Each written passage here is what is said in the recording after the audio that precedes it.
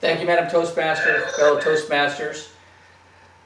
I am a part of World System Builders, and that's the largest team for World Financial Group. And we have an office here in the Valley, and I've been involved with the company off and on for the last 10 years. And there's a little challenge that happens.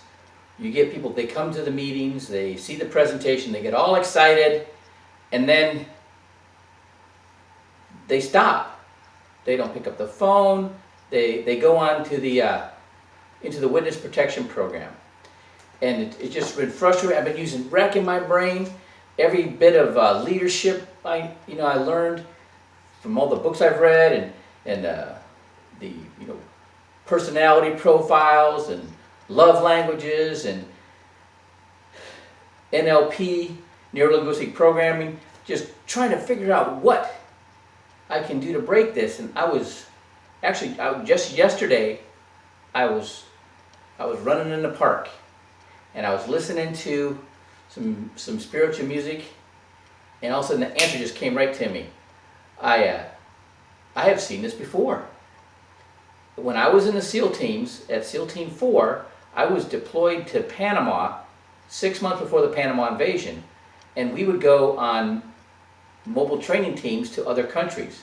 And we went to Colombia, and I don't speak Spanish, and there were a few guys, half the platoon didn't speak Spanish, so we did an exercise, a joint exercise with the Colombians, and the other guys that spoke Spanish, they trained the new counter-drug forces, everything from what end of their firearm was the right end to point, to shoot out of. They got them so they could get a group on the paper, and they could qualify marksmen. They got them to basic patrolling and tactics, but because of the rules of engagement, they couldn't go with them. And so they sent them out on a patrol, and they're out there for a couple hours. All of a sudden, they hear this just tremendous firefight, this sustained rate of fire, and it was impressive, right? But they come back and they debriefed them, and they couldn't tell them anything. They figured that they either got scared or lazy, or they were in league with the cartels, and they shot up all their ammunition, so they couldn't do anything else anymore. So then I moved to Panama, and that same platoon came back down, did the same thing, trained the same guys, and from scratch, starting all over again, and the same thing happened. And then I started teaching kids, military-dependent kids, how to box on the base. And the MWR gave me a whole bunch of these old boxing gloves.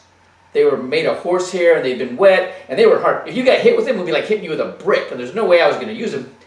And this Vietnam vet senior chief asked me if he could take them. So I'm like, yeah, go ahead. Well, he took those boxing gloves to Colombia with this same group, but what he did is he made them box each other. They made like a little tournament. And if they didn't fight, they were out. They were fired, right? And whoever won was going to be their new patrol leader. This 22-year-old kid beat everybody, and he became the patrol leader. Now, I don't know what happened after that, but the next year is when Operation Snowcap happened, and counter-drug forces from the U.S., Colombia, with the U.S. military, they made like $350 billion in cocaine seizures and arrests. I don't know if that young man had anything to do with it, but it got me to understand that I'm looking for a leader like that.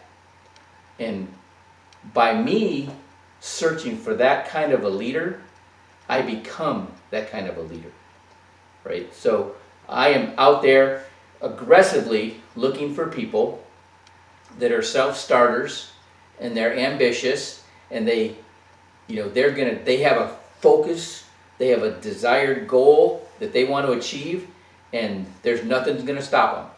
And so I'm aggressively looking for that, and there's indicators. You can tell. It's like walking a point man course, right? The branch leaning over the trail. I have to stop and look, and usually I'll end up finding the booby trap, the grenade in the tree, or a piece of monofilament across the trail, whatever. But it's the same thing. You pick up indicators of those people that are worth putting your time into or not. And you hear the same excuses. You hear the same stalls. You hear the same things over and over again, and you learn how to respond. They don't know how to respond. They're not taking a course on how to stump you, right? But when it's like I've been going through a course for a while, knowing how to handle these objections. And usually it's because it's something that is unfamiliar to them. They don't have a reference to go by. They don't have, and so they get stuck. They get caught in beta mode, and that's a protective mechanism in our brain, the amygdala, and it'll limit any new information, and you get stuck in your subconscious programming. What helps though is when people see that reference. They see this guy did it, and he didn't. There's nothing he did that I can't do, and then people start taking action. They break through. It's kind of interesting. Is when you have some stress on you and you get all this information that you can't use. When that stress goes away, all of a sudden your mind starts popping. You get all these epiphanies. It's like when you had your cell phone turned off for an hour and you turn it back on, and all the messages and texts and all of a sudden start popping. That same sort of thing happens. So when you keep engaged in the information, whether you hear the same thing over and over and all the time, but eventually whatever pressure is holding you back will get lifted, and then all of a sudden, bang, the whole world opens up to you. So I have to be patient and keep looking for that guy that's got it, and already knows what he wants and has a reason to want it and is willing to do what it takes. And the rest of them, keep giving them the information, and eventually when the situation, whatever stress is holding them back is lifted, then they become like that. And so that's my solution, Madam Toastmaster.